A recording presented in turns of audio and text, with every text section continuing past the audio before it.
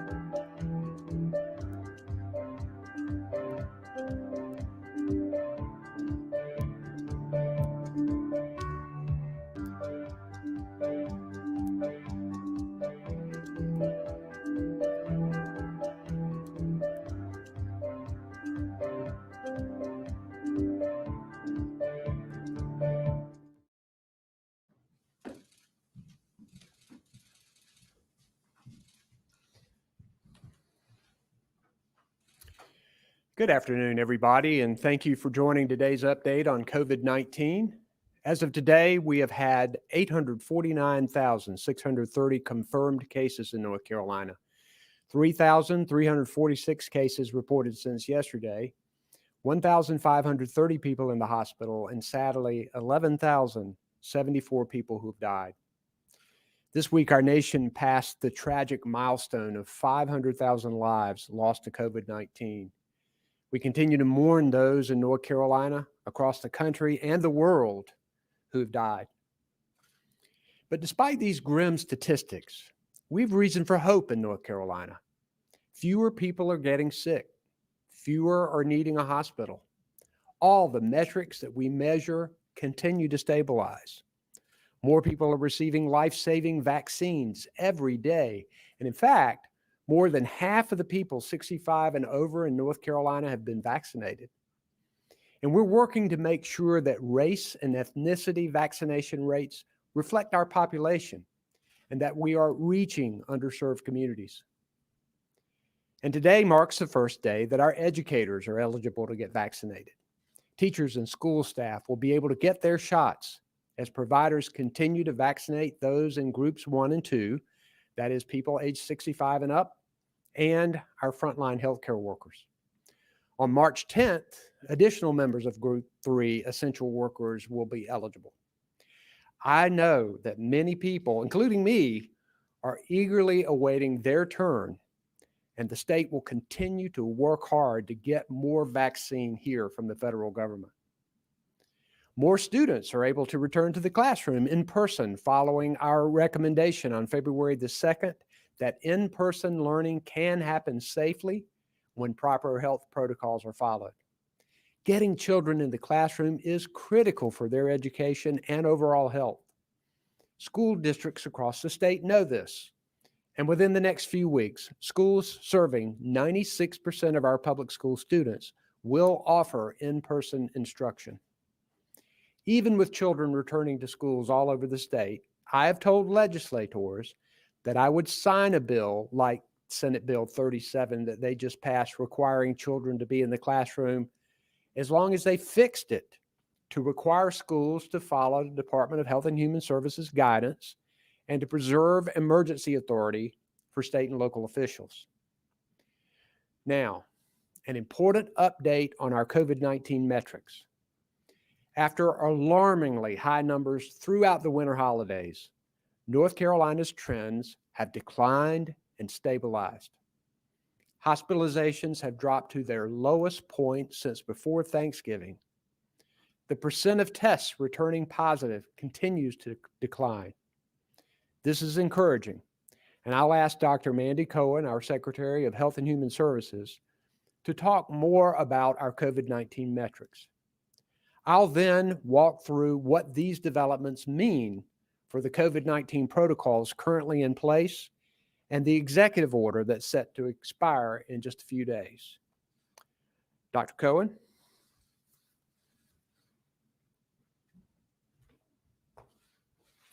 Thank you, Governor. As Governor Cooper said, we have used data throughout our pandemic response to guide our actions. It's guided the dimmer switch approach we've taken and informed how we've deployed our resources to this response effort. North Carolinians can be proud that our state continues to be recognized for its data quality and transparency. This past week, Bloomberg News scored North Carolina as the best in the nation on vaccine race and ethnicity data quality. It's highlighting that our reporting of race and ethnicity data is nearly 100% for people vaccinated in the state. Okay, let's get to our data for today. This first graph looks at people who come to the emergency department with COVID-like symptoms. This is our earliest detection mechanism, and you can see when looking at that yellow line, it continues to trend downward. Next, we look at our new cases. This first graph shows you the trajectory of new cases each day since we had our first case back in March. And looking at the yellow line, you can see that the cases are decreasing since its peak in January. New case rates are back down to the levels they were in October. This next graph narrows in on that trajectory of cases over just the last 2 months. And you can see that cases have been declining since their peak on January the 10th. Next, we look at the percent of tests that are positive. This graph goes back to the end of December. And looking again at that yellow line, our percent of positive tests is continuing to decrease and is at about 6 to 7%, closer to that 5% goal. On our next graph, we look at day-over-day hospitalizations. This graph also starts in late December. And you can see, looking at the yellow line, that this trend is decreasing. Hospitalizations are now back to where they were in mid-November. Now, they're still high, but significantly better than they were just a month ago. Okay, so overall, here is where we are. Our surveillance data is decreasing, but still above baseline. It gets a yellow line. North Carolina's trajectory of cases is decreasing. However, cases remain elevated, and with those new COVID variants in the state, we need to keep our guard up. It gets a yellow line. North Carolina's trajectory in percent of tests returning positive is decreasing, but still above 5%. So this also gets a yellow line. And North Carolina's trajectory of hospitalizations is decreasing, but still elevated. It gets a yellow line. Now, let's look at what's happening in our counties. As a reminder, the COVID-19 County Alert System uses a combination of 3 metrics to categorize counties. We use cases per 100,000 people over 14 days, percent of tests that are positive, and a composite hospital impact score. We then use those metrics to combine them together and categorize counties into 3 colored tiers to describe their level of viral spread and healthcare capacity impact. Red is critical amount of spread, orange substantial, yellow is significant. Now this slide shows an updated county alert map. Again, we see good progress. 27 counties are red with critical spread, but that's down from 61 counties that were red just 2 weeks ago. 40 counties are orange with substantial spread, and 33 counties are yellow. Looking at the past county alert maps, you can see that the bottom map shows the fewest red counties in the state since the start of our county alert system. However, we still have more than half of our counties in either the red or the orange. So while we're improving since our peak in January, we still have more work to do. With North Carolinians continuing to follow the 3 Ws and more than 1 million people in the state having received at least a first dose of vaccine, we are slowing the spread and saving lives. At the same time, we face a new challenge. Those new COVID-19 variants are a wild card. We know these variants are here in our state and are more contagious. So keep wearing a mask, waiting 6 feet apart, and washing your hands. We've seen in the past how fragile progress can be. So we need to keep protecting each other while we get everyone a spot to get their shot. Thank you, Governor.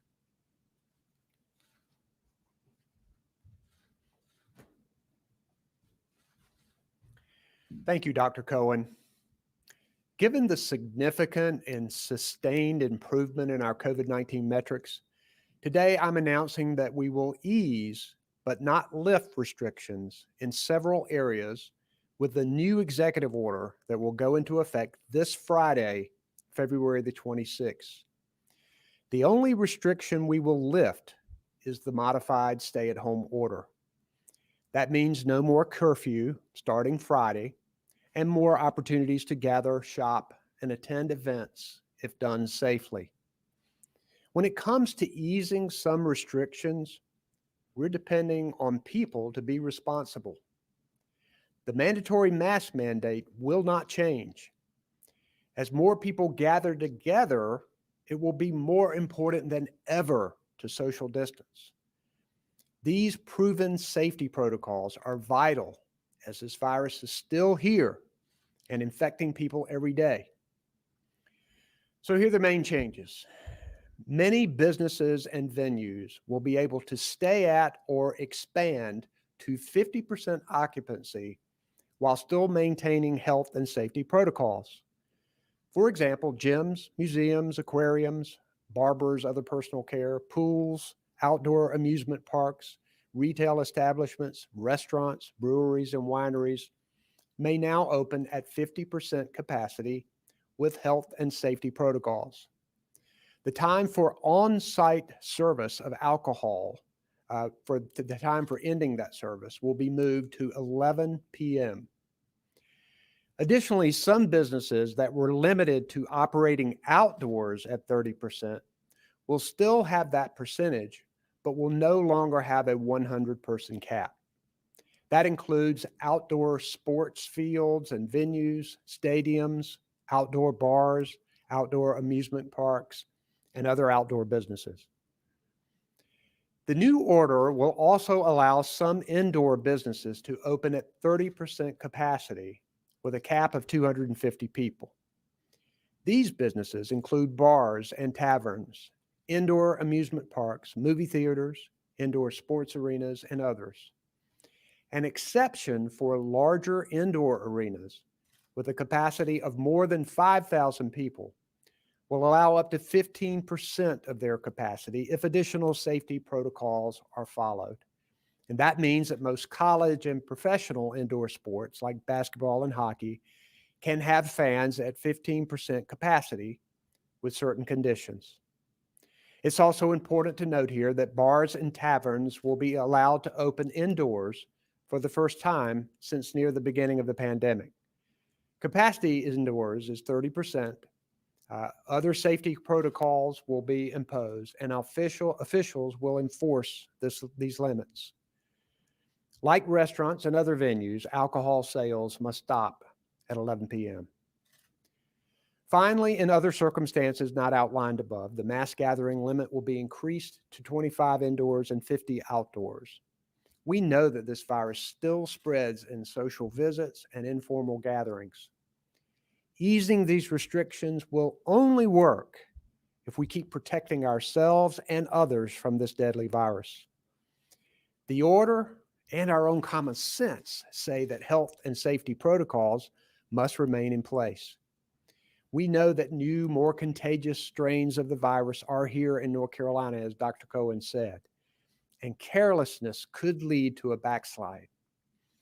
We're making progress. In addition to our improved COVID-19 numbers, we've seen a significant decline in flus and severe colds this year. Many people are wearing masks and social distancing, and it is making a real difference. But we are still far from the end of this pandemic, especially with the vaccine in short supply, millions that still need to be vaccinated, and new variants in the mix. That means we have to keep doing the things we know work. I've said it, I'll say it again. Practicing social distancing, washing our hands, and wearing our masks. Today's action is a show of confidence and trust, but we must remain cautious. People are losing their loved ones each day. We must keep up our guard. Many of us are weary, but we cannot let the weariness win. Now is the time to put our strength and resilience to work so that we can continue to turn the corner and get through this pandemic. Also with me today is our Secretary of Public Safety, Eric Hooks, and our Director of Emergency Management, Mike Sprayberry. Monica McGee and Lee Williamson are our sign language interpreters, and behind the scenes, Jasmine and Jackie Mativier are our Spanish language interpreters. We'll now take questions from the media. If you can give us your name and who you represent, we'll take the first question. Our first question is from Katie Peralta with Axios Charlotte.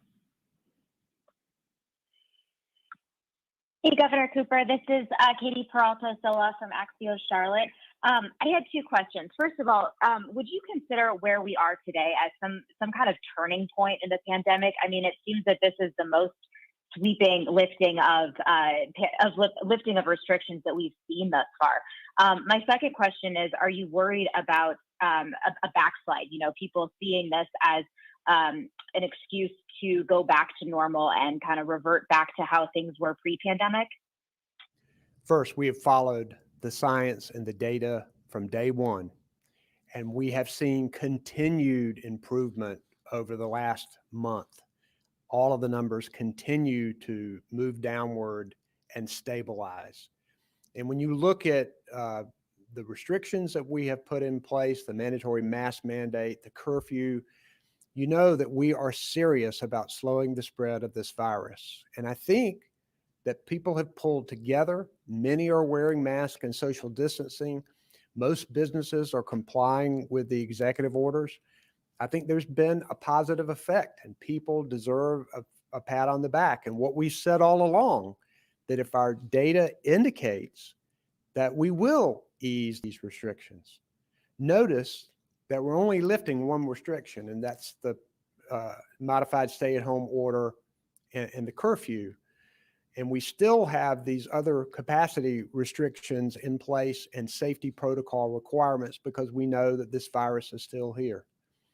Of course, you're concerned about the potential to backslide, and this is why we're going to continue to emphasize the importance of wearing a mask and social distancing, but also why we are continuing these restrictions in place, because we know that when people gather together, that there's a greater chance that the virus can be transmitted. So we think this is a positive step. We are going to continue to watch the data. If we can move some more in the future, we hope that that will happen as more people get vaccinated and we continue following the rules. But we're going to put health and safety of people first, and we'll do what we need to do in order to make sure that that happens.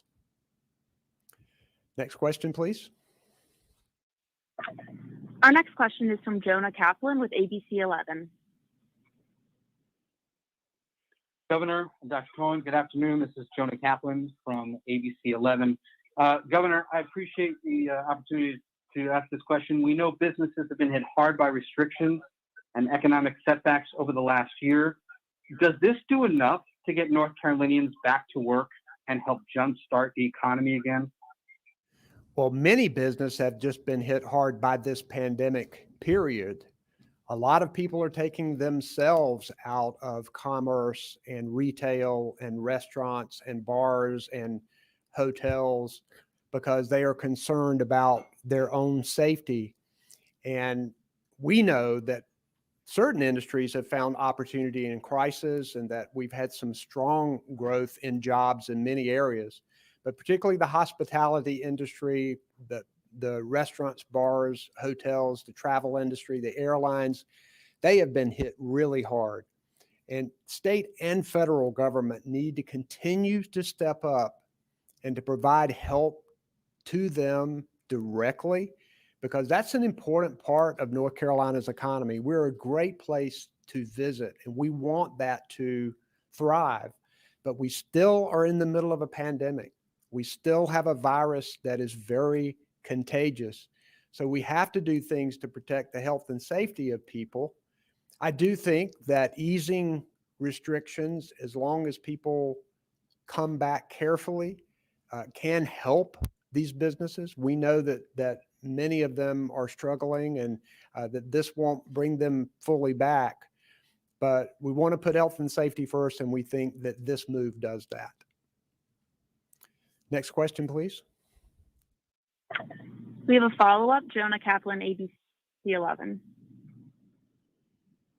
Governor and Dr. Cohen, on this beautiful day, gets many people thinking about summer and about summer concerts and summer festivals.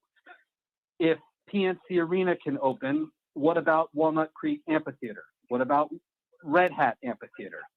And what will it take for outdoor venues to start welcoming people for concerts? So with this order, Walnut Creek and Red Hat Amphitheater outdoors would be able to open at 30% capacity beginning Friday. They would have to take additional safety protocols, worrying about social distancing, people gathering into corridors. I think health officials feel much better about things that are outside than they do inside, and that is reflected in this order. But I'll let Dr. Cohen address that issue as well.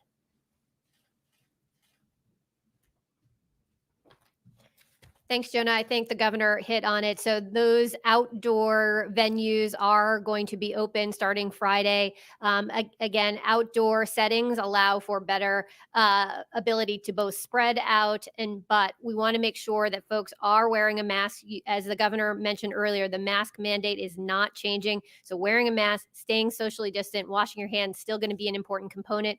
But it's great to see that we can take this step. Particularly outdoor venues can be open at 30% with those safety protocols. Thanks. Next question, please. Our next question is from Cullen Browder with WRAL. Good afternoon, Governor. Cullen Browder with WRAL. I know you referenced the improving metrics when you make these decisions.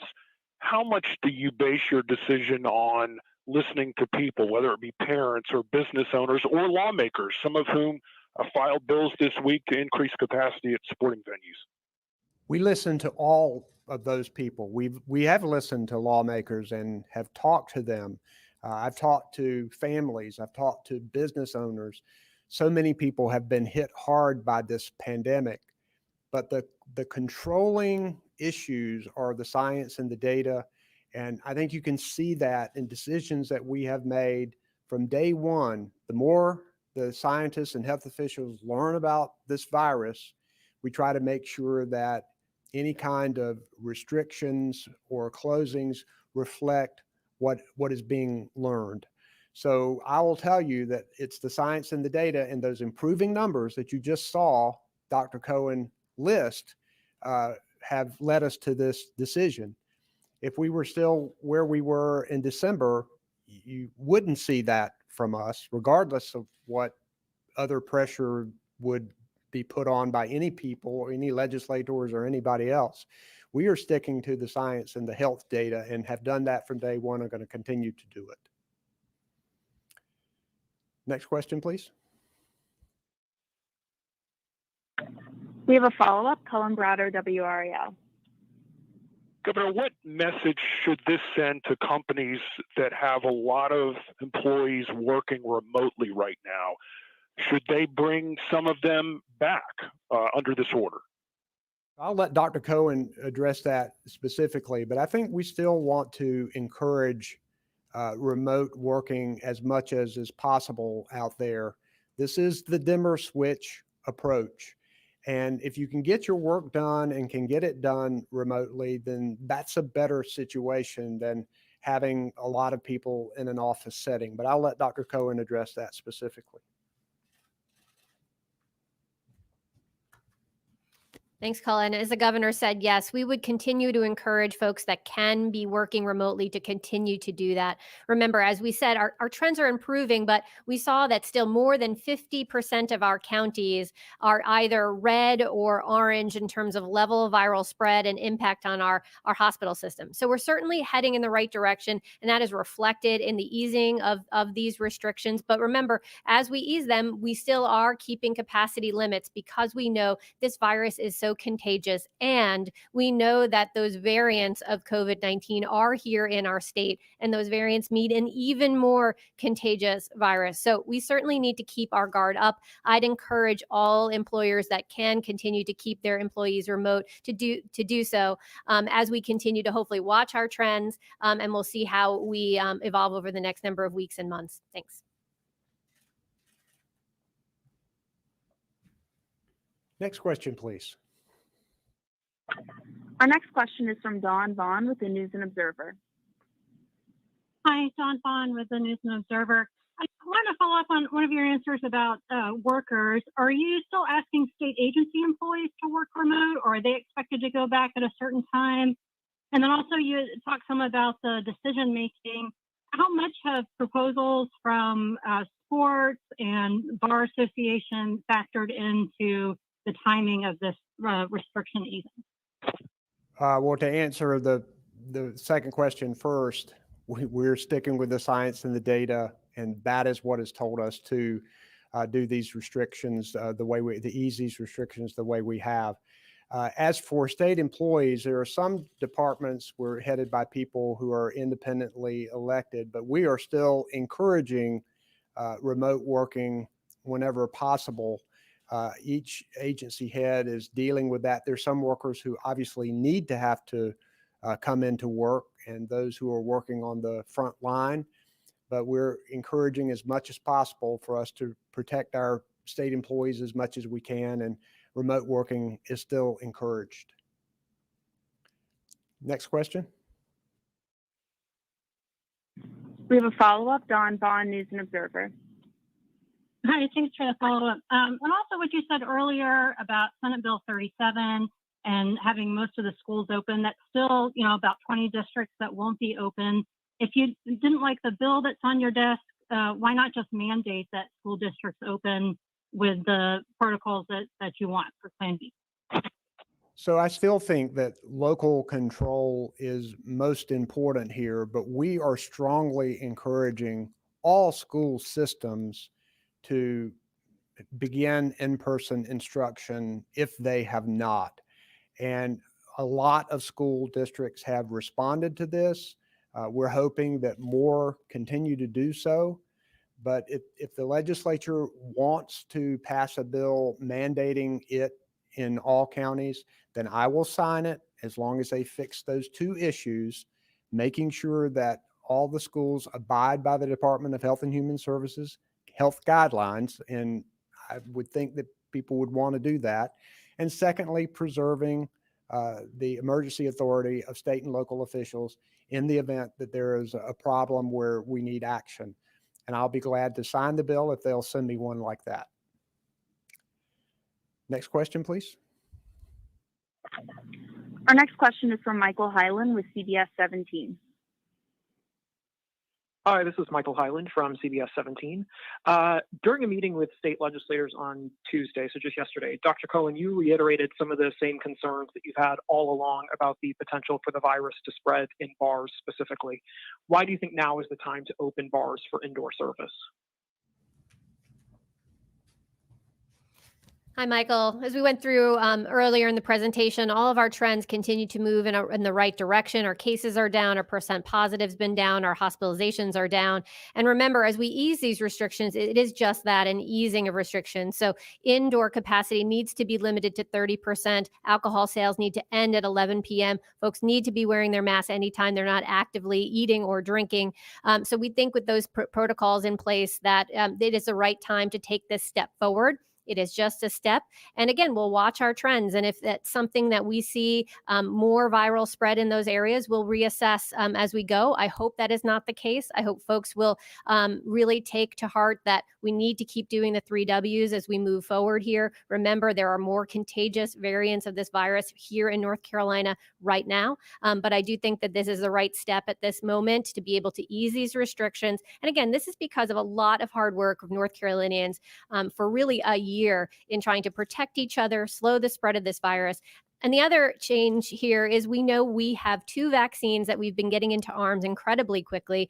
We've administered more than 2 million doses. Again, that's more than 1 million people have gotten at least a first dose of a vaccine here. So that's really good news for us in North Carolina. So we're certainly heading in the right direction. We cannot let our guard down as we do it, but I think these are the right steps forward. Thanks. Next question, please. Follow-up, Michael Hyland, CBS 17. Thank you. Based on what you know now with regard to the COVID-19 variants, how confident are you that you won't end up reversing these decisions today in the next several weeks? We'll continue to let the science and the data guide our decisions. And if we see that kind of a variant that is causing significant problems, then we'll discuss it with health officials and scientists, and we'll do what we need to do. Would you want to add to that, Dr. Cohen? Thanks. Next question. Our next question is from Brian Anderson with the Associated Press.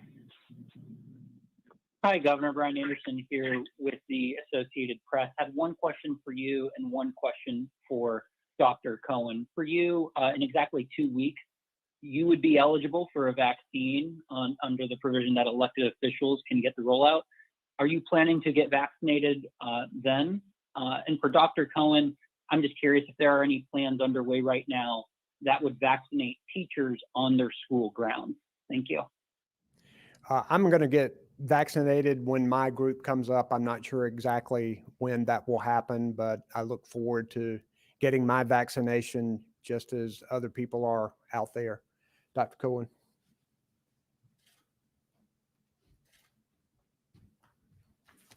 Hi, Brian. So yes, starting today, our teacher and other school personnel, our bus drivers, our cafeteria workers, as well as our childcare personnel are all starting to be eligible. But that means, remember, that our vaccine supply is still very limited. And there are a number of ways in which teachers are being vaccinated. Some are having vaccination sites on their school grounds. Others are setting up vaccine clinics at their local health department or in coordination with another vaccine providers. Others are going to their local Walgreens to get a vaccine. So there are a lot of ways in which our school personnel can access vaccine, but I'd remind everyone that supply is incredibly limited. And remember, we also had some shipping delays due to weather over the last week. So this week, we're actually doing last week's vaccination in addition to the new vaccination. So we know that there's a lot of work going on by our vaccine partners right now, and we appreciate all of the hard work. But we know it's going to take some time in order to get all of our school personnel and then ultimately our other frontline essential workers vaccinated.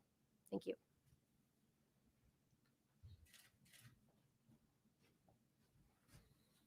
Next question, please. Our next question is from Allison Smith with Fox 8. Hey, this is Allison Smith with Fox 8. Just wondering, too, as we loosen these COVID restrictions leading to spring break, are you all concerned about another surge like we saw post-Thanksgiving, post-Christmas? You know, we've seen this virus spread when people gather together in informal settings and in extended family settings. And we are always concerned when we have periods of time where that often happens. I think one of the reasons why we had such a significant peak at the end of December and January is because of holidays and people getting together. So yes, there will be concern, but I'll tell you this, the progress that we're making, the fact that more people are doing the right thing, wearing masks, the fact that, as Dr. Cohen says, we've gotten over 1 million people vaccinated, over 2 million vaccines have been given, doses have been given out. Continuing to make that progress, I think it will be very, very positive. So, Dr. Cohen, do you want to say anything about that? Okay. Next question, please. We have a follow-up, Allison Smith, Fox 8. Also, with more students, I know we're trying to move to more in-person classes, but with the remote learning, students being on their computer, I'm just wondering too if you've been following what's happened in the triad recently involving some missing girls, thankfully to have been found communicating with sexual predators with their abductors over school-issued computers. So what is your reaction to that happening, and is there anything more the state can do? That's deeply troubling when our children fall victim to sexual predators, whether it's online or in person. And I know that we have worked hard to step up our ability of law enforcement to go after people like that. I worked hard on that as Attorney General. We continued as governor, but it also puts responsibility. I'll tell you, our parents have had to do so much during this pandemic. Many have continued working at their job and have become teacher assistants for their own children working at home, particularly younger children, making sure that they are supervised, making sure that devices have some protections on them as much as possible to prevent children from being able to fall victim to this kind of thing. So yes, deeply concerning and troubling. We want to get our children back into school.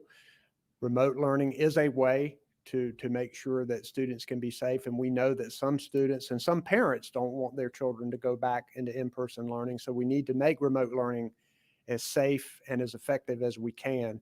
But it's time to get our children back in school, and we all need to work toward that. Next question, please. Our next question is from Christy O'Connor with WBTV. Hi, Governor. This is Christy O'Connor from WBTV in Charlotte.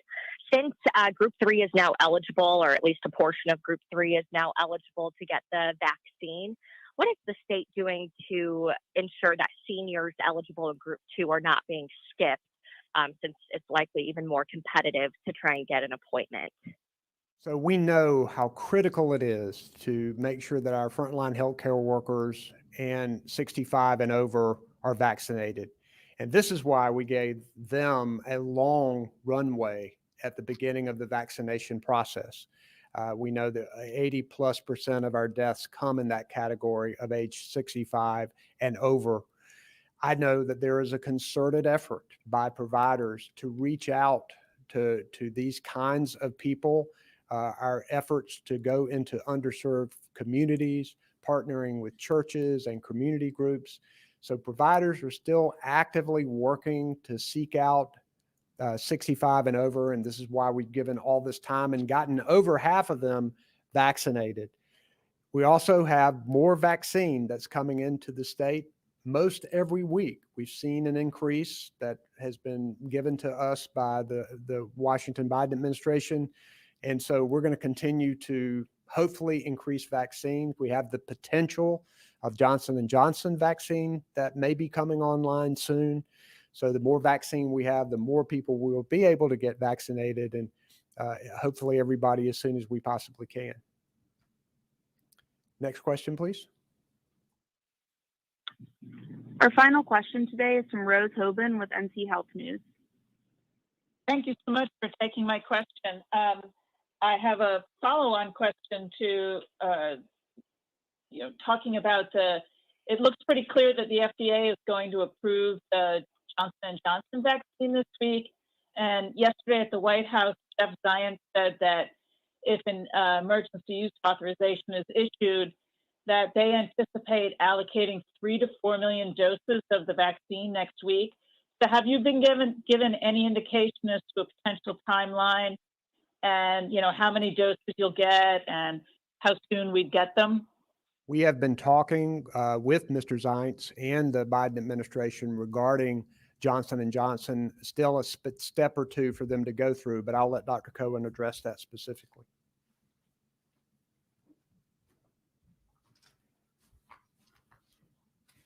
Hi, Rose. Yes, we've been talking with our federal partners, and they've indicated that there is going to be about 2 million doses that they're going to give out once Johnson & Johnson is hopefully approved for emergency use authorization. And we've been getting about 3% of that total pot when you look at the other pots that they're cutting up. So we think it's about 50 to 60,000 doses that could be coming here. We're not sure. So we're planning for a range between 30,000 and 60,000 doses. And we're already planning to think about where can those doses go? How are we going to allocate that? How are we going to use that? Working with our vaccine providers to make sure that we have the capacity that's waiting in the wings. So the moment that those vaccines become available to us, we will hit the ground running. So planning is already underway. And so more to come, I'm sure, over the next number of days. We know that the FDA is meant to probably do their final analysis by the end of this week. Then the CDC advisory committee will meet over the weekend. So we hope by the beginning of next week, we will have more sure timelines as well as any parameters for the use of this vaccine. Thanks. Oh, there's a follow-up, Rose. On a related note, I know you've been monitoring for variants here in North Carolina. How much surveillance for the variants are you doing? And how much of the variant have you found in the state?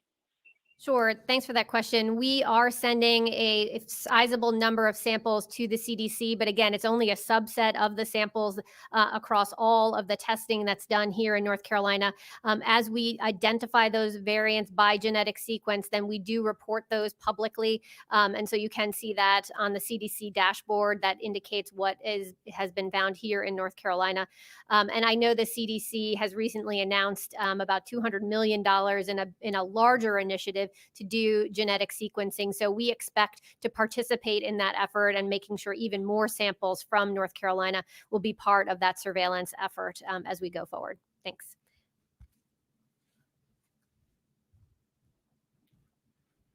Thanks, everyone. Please stay safe.